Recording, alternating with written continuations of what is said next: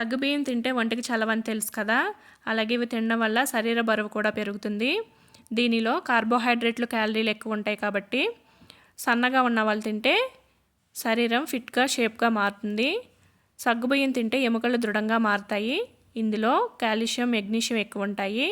ఎముకల పెరుగుదల, బలాన్ని ప్రోత్సహిస్తుంది. అంతేకాకుండా సగ్గుబియ్యంలో ఐరన్ కూడా ఎక్కువ ఉంటుంది. ఇది బోలు ఎముకల వ్యాధిని తగ్గిస్తుంది. అధిక రక్తపోటు ఉంటే సగ్గుబియ్యం తినాలని నిపుణులు చెప్తున్నారు. దీనిలో ఫైబర్, ఫాస్ఫరస్, పొటాషియం ఉంటాయి. అధిక రక్తపోటును నియంత్రించడంతో పాటు శరీరంలోని కొలెస్ట్రాల్ని కూడా తగ్గిస్తుంది. సగ్గుబియ్యం తినడం వల్ల మంచి శారీరక అభివృద్ధి జరగడమే కాకుండా మెదడు ఆరోగ్యం కూడా మెరుగుపడుతుంది.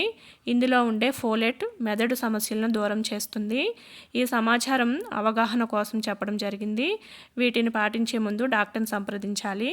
వీడియోని లైక్ చేయండి. Thank you.